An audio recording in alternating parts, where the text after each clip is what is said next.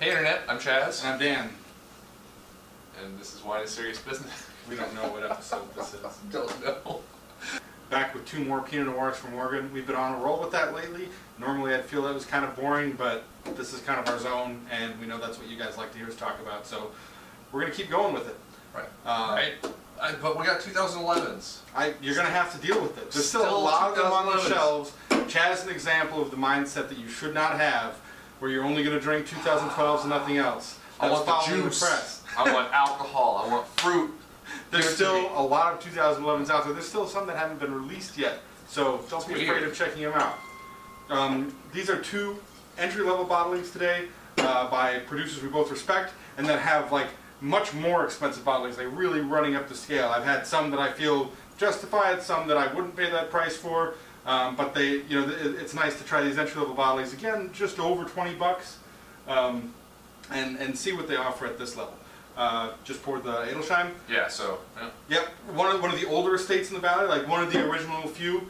I don't remember exactly what order, but when you hear people talk about the founders, like they're always mentioning. Adelsheim's one of them. Yeah, they go way back. Yeah. So, and like you said before, a producer that makes fantastic single vineyard bottlings. Yep. Right, like their single vineyard stuff. It's expensive. It's like we're talking like $60 plus, but it's so good. So, yeah. Got a friend off camera right now staring, giving me a weird look. This is the way it's gonna go. Get like cranberries on the nose, a little bit of like black or like dark clayey earth. Clay's definitely sticking out to me. More red fruited, definitely a little tart on the nose. Yeah, a little sour cherry. It smells good though.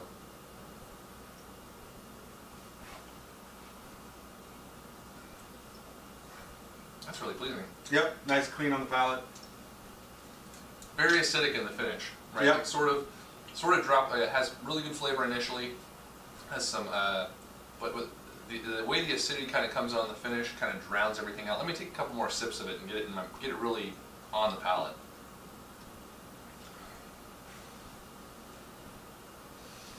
Feeling the same way. Mm-hmm. It's a little hollow in the finish. Yeah. I like how it starts out. I think some nice raspberries, a little bit of that sour cherry comes through.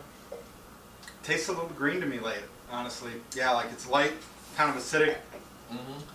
Maybe it needs a little more time to fill out, but I mean the flavor is initially very nice, right? Like, yeah. Definitely like some sort of sweet strawberry. Definitely the sour cherry thing kind of makes a play for it, or is there. But man, the way the tart, like it's like super sour cherry, underripe cranberry into like just a wallop of acid and tannins in the finish, and it drowns all of the flavor out, right? I don't know, weird experience with a wine like this. I mean, it's a little, you could say it's probably in the 70-degree range, 65-degree range. It's a little chilled down. A little below room temp. Yeah, but not so much. Not cold. It's not cold. And they are popping pours. Thumbs down, thumbs up. So maybe it'd be. That was all right. I drink it. You drink it? All right. Yeah, I drink it too. Right, not a bad wine, right? Just it's not what I thought it was going to be. Yeah, it's not really doing it for me. I was expecting a little more. It's a lot of good wine at 20 bucks. Yeah. 84 points, 83 points for me. Boy, man, I say 83. you're right in there. Yeah. Yeah, I think I will too. So this one doesn't do it for me so much, but all right, I'll happily drink more of it when the show's done.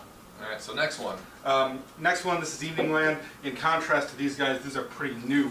It was after Chaz and I had started drinking wine. What was 2007? Their first main release here, I think. Does that sound right? 2008, I thought. The 2008 vintage. Oh well. Whatever. Yeah, because if we had done our research, we'd know that for sure. But it's in that era. Because they're the guys that got a hold of Seven Springs. That's right. Yep. They bought out the Seven Springs vineyard, spruced it up, and their single vineyard bottling is that Seven Springs. This is the Willamette Valley. It's their entry level one.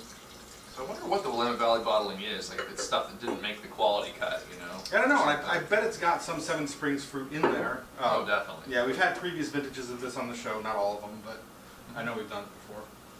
All right.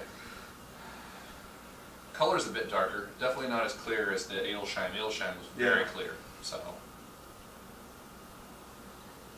Wow. Definitely darker on the nose too. Now see, I sort of think this is like campfire or even almost I can get like, a little of that, yeah. like bordering on the cow pie sort of thing. Not in a bad way, or like you're out in the field with the dry earth and dry pies everywhere, and it's kind of got that sort of smell to it. I would not say that. I'm really, there's something that goes on in some alcoholic fermentation that to me really smells like that, so much so I can't handle it. Yeah. And I don't get any of that going on here, so two different opinions. Yeah, I get just a touch of it, so. But under there, there's really great ripe dark cherries, maybe even like ripe kind of old strawberries. There's some nice flavor underneath that bit of earthiness initially. So.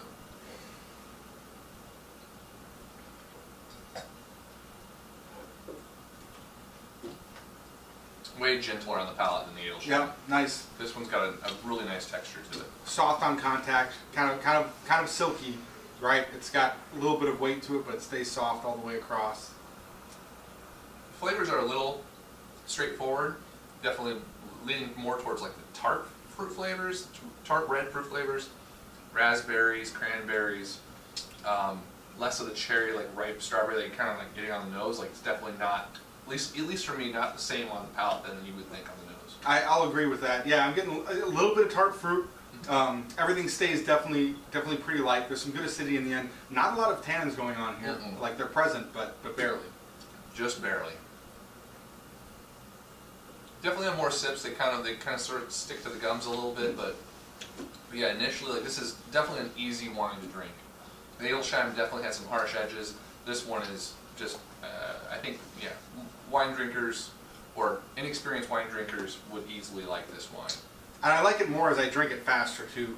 I'm getting just a touch of bitterness in the back end that throws me off a little bit, but on the beginning, like I am enjoying, like getting like some tart raspberries and cranberries that are nice, and that smooth texture gives a feeling of roundness to the fruit that helps it out too. So not overly complex, but enjoyable.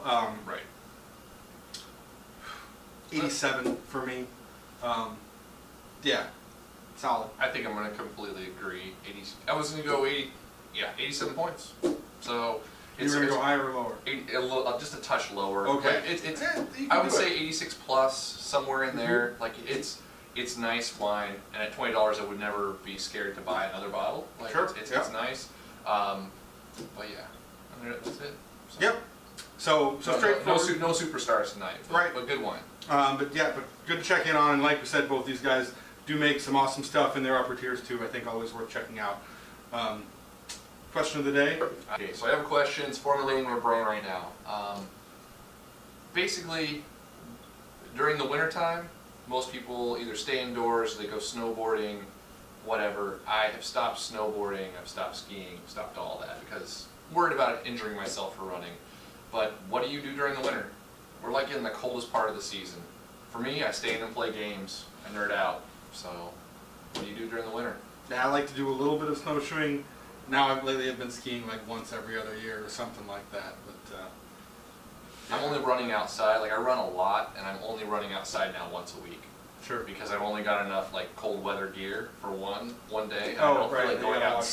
Gotta wash all your gear. Yeah. So. Sure. Anyway. Thankfully, it's not that bad in Oregon, but yeah, talk to you next week. This winter's been horrible, though. Right? We had a tough week. Yeah. Tough 2 weeks. Tough 2 weeks, sure. All right, we'll see you guys next time.